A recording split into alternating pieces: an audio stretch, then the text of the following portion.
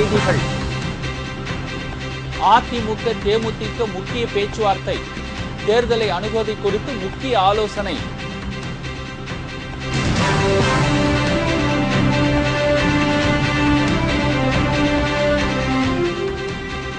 தமிழக சட்டமன்ற தேர்தலுக்கான வேட்புமனு இன்று தாக்கல்.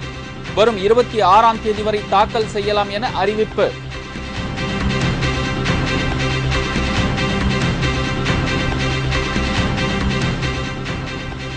ஜப்பானில் அணு உலைகள் மூடப்படுமா? அழிவிலிருந்து அணு உலைகளை காப்பாற்ற புதிய நடவடிக்கை.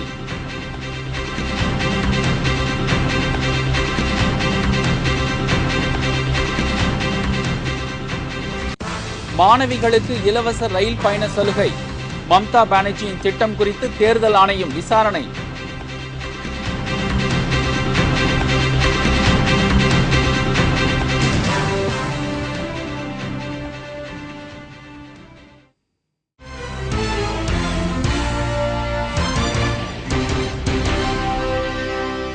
வணக்கம்.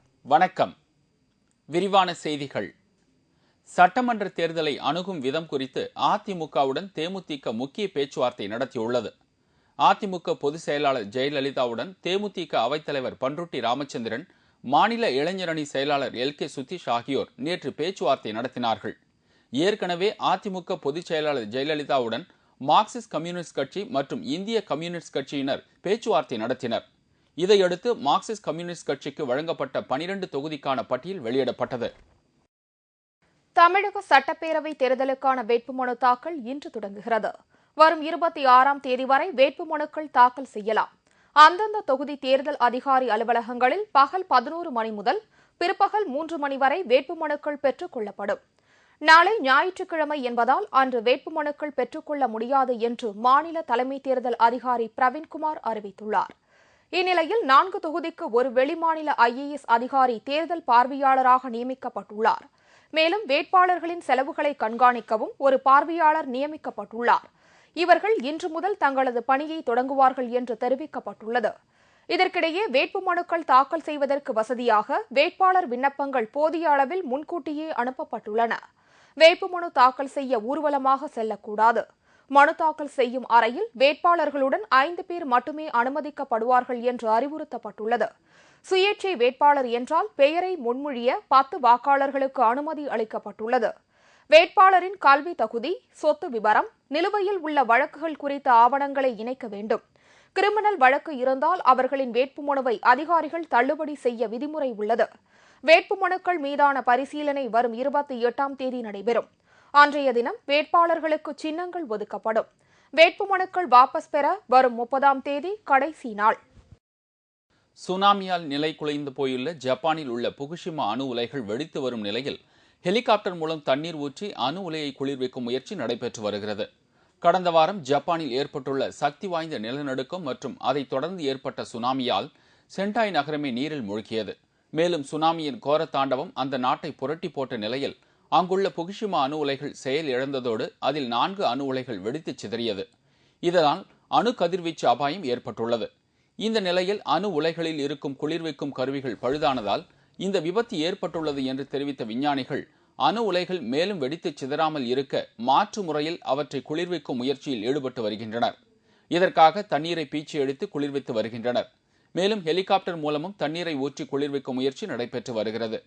இதே நேரத்தில் அணு உலைகளின் குளிர்விக்கும் கருவியை இயங்க வைக்கும் முயற்சியில் விஞ்ஞானிகள் தீவிரமாக ஈடுபட்டு வருகின்றனர். அணு உலைகள் மூடப்பட்டால் நாட்டின் மின் உற்பத்தி அடியோடு பாதிக்கப்படும் அபாயம் எழுந்துள்ளது. எனவே அதனை காப்பாற்றும் முயற்சியில் விஞ்ஞானிகள் மற்றும் ஜப்பான் அரசு தீவிரமாக ஈடுபட்டுள்ளனர். ஜப்பானில் ஏற்பட்ட கதிர்வீச்சு அமெரிக்காவின் கலிபோர்னியா பகுதியை எட்டியுள்ள போதிலும் மக்களுக்கு எந்த பாதிப்பும் இல்லை என்று விஞ்ஞானிகள் தெரிவித்தனர். ஜப்பானில் ஏற்பட்ட பூகம்பத்தால் இந்தியாவில் உள்ள அணுமின் நிலையங்களுக்கு பாதிப்பு இல்லாவிட்டாலும் பாதுகாப்பு அதிகரிக்கப்படும் என்றும் முன்னாள் இந்திய அணுசக்தி தலைவர் தெரிவித்துள்ளார். ஜப்பானில் உள்ள 4 அணுமின் நிலையங்கள் வெடித்து சிதறியது.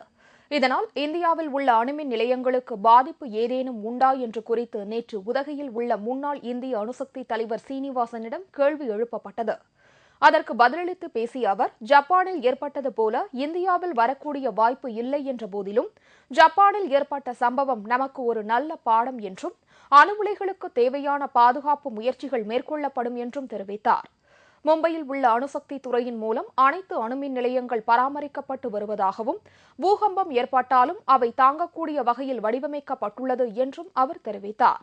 அந்த ஜெய்தாப்பூர் சைட் இருக்கே, அங்கே அதோட லெவல் இருக்கு, அது கடல் லெவலுக்குன்னு ரொம்ப ஹையாக இருக்கு, 10 மீட்டர் மேலே இருக்கு.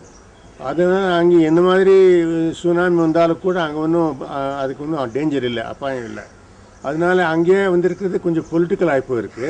இதனால ஒரு பார்ட்டிக்கார அதை சப்போர்ட் பண்ணிருக்கா, இன்னொரு பார்ட்டிக்கார அதையே விருதுமா இருக்கா. கடல் மட்டத்திற்கு மேலே 10 மீட்டர் உயரத்திற்கு அமைக்கப்படும் ஜெய்தாப்பூர் புதிய அணுமின் நிலையத்தால் பொதுமக்களுக்கு எந்தவித பாதிப்பும் இல்லை என்றும் சீனிவாசன் கூறினார். நாடாளுமன்றத்தில் 2008ஆம் ஆண்டு நடந்த நம்பிக்கை ஓட்டெடுப்பில் வெற்றி பெற எந்த கட்சி எம்பிக்கும் பணம் கொடுக்கவில்லை என்று பிரதமர் மன்மோகன் சிங் மறுப்பு தெரிவித்துள்ளார். நாடாளுமன்றத்தில் கடந்த 2008ஆம் ஆண்டு காங்கிரஸ் அரசு மீது நம்பிக்கையில்லா தீர்மானம் கொண்டு வரப்பட்டது.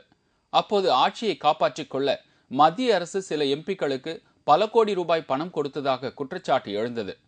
பெரும் சர்ச்சையை ஏற்படுத்திய இந்த புகார் பின்னர் கைவிடப்பட்டது.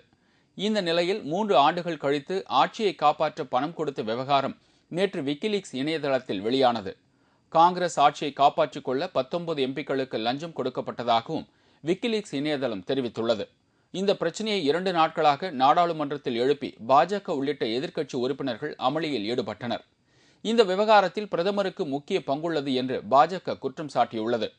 எம்பிக்களுக்கு லஞ்சம் வழங்கியது தொடர்பாக தனக்கு எதுவும் தெரியாது என்று பிரதமர் கூறினாலும் அதன் பலன் அடைந்ததின் அடிப்படையில் சட்டப்படி பிரதமருக்கு இந்த குற்றத்தில் பங்குள்ளது என்றும் இந்த விவகாரத்தில் பிரதமர் உடனடியாக பதவி விலக வேண்டும் என்று சுஷ்மா சுவராஜ் தெரிவித்தார். அப்போது பதிலளித்த பிரதமர் மன்மோகன் சிங் 2008ஆம் ஆண்டு நடைபெற்ற நம்பிக்கை வாக்கெடுப்பின் போது எம்பிக்களுக்கு லஞ்சம் கொடுக்கப்பட்டதாக விக்கிலீக்ஸ் வெளியிட்டுள்ள தகவல்களுக்கு திட்டவட்டமாக மறுப்பு தெரிவித்தார். காங்கிரஸில் இருந்தோ மத்திய அரசில் இருந்தோ சட்டவிரோத நடவடிக்கையில் யாரும் ஈடுபடவில்லை என்றும் பிரதமர் தெரிவித்தார். விக்கிலீக்ஸில் குறிப்பிடப்பட்ட உரையாடல்கள் யூகிக்கப்பட்டவை என்றும் உறுதிப்படுத்தப்படாதவை என்றும் பிரதமர் மன்மோகன் சிங் குறிப்பிட்டார். நம்பிக்கை வாக்கெடுப்பில் வாக்களிக்க லஞ்சம் அளிக்கப்பட்ட குற்றச்சாட்டுகள் ஏற்கனவே விவாதிக்கப்பட்டவை, மக்களால் நிராகரிக்கப்பட்டவை என்றும் அந்த விவகாரத்தை எதிர்க்கட்சிகள் எழுப்புவது துரதிருஷ்டமானது என்றும் மன்மோகன் சிங் கூறினார். மத்திய அமைச்சர் மம்தா பானர்ஜி ரயில்வே பட்ஜெட்டில் அறிவித்த மாணவிகளுக்கான இலவச ரயில் பயண திட்டம் குறித்து விசாரணை நடத்துமாறு தேர்தல் ஆணையம் உத்தரவிட்டுள்ளது. கேரளாவில் இடதுசாரி கூட்டணி அரசின் 2 ரூபாய்க்கு 1 கிலோ அரிசி திட்டத்தை அமல்படுத்த தேர்தல் ஆணையம் தடை விதித்தது. ஆணையத்தின் இந்த உத்தரவிற்கு கண்டனம் தெரிவித்துள்ள மார்க்சிஸ்ட் கம்யூனிஸ்ட் கட்சி தலைவர் சீதாராம் யெச்சூரி மம்தா பானர்ஜியின் இலவச ரயில் பயணத்திற்கு மட்டும் தேர்தல் ஆணையம் தடை விதிக்கவில்லை என்றும் குற்றம் சாட்டியிருந்தார். இந்நிலையில் மம்தா பானர்ஜியின் திட்டம் குறித்து விசாரணை நடத்துமாறு தேர்தல் ஆணையம் உத்தரவிட்டுள்ளது. வாக்காளர்களை கவர்ந்தெழுக்கும் எந்த திட்டத்தையும் தேர்தல் ஆணையம் அனுமதிக்காது என்று தலைமை தேர்தல் ஆணையர் குரேஷி தெரிவித்தார். வேட்பாளர்களின் செலவுகளை தீவிரமாக கண்காணிக்க வேண்டும் என்றும் அவர் வலியுறுத்தினார். மீண்டும் முக்கிய செய்திகள். சட்டமன்ற தேர்தல் அணுகும் விதம் குறித்து அதிமுகவுடன் தேமுதிக முக்கிய பேச்சுவார்த்தை நடத்தியுள்ளது. தமிழக சட்டப்பேரவை தேர்தலுக்கான வேட்புமனு தாக்கல் இன்று தொடங்குகிறது. சுனாமியால் நிலைகுலைந்து போயுள்ள ஜப்பானில் உள்ள புகுஷிமா அணு உலைகள் வெடித்து வரும் நிலையில் ஹெலிகாப்டர் மூலம் தண்ணீரை ஊற்றி அணு உலையை குளிர்விக்கும் முயற்சி நடைபெற்று வருகிறது. மத்திய அமைச்சர் மம்தா பானர்ஜி ரயில்வே பட்ஜெட்டில் அறிவித்த மாணவிகளுக்கான இலவச ரயில் பயண திட்டம் குறித்து விசாரணை நடத்துமாறு தேர்தல் ஆணையம் உத்தரவிட்டுள்ளது. இத்துடன் செய்திகள் நிறைவடைந்தன. மீண்டும் செய்திகள் பிற்பகல் 1 மணிக்கு. உங்களது பிரச்சனைகளுக்கு உடனடி தீர்வு காண 300134 600 என்ற கேப்டன் டிவியின் தொலைபேசி எண்ணுக்கு தொடர்பு கொள்ளுங்கள். வணக்கம். வணக்கம்.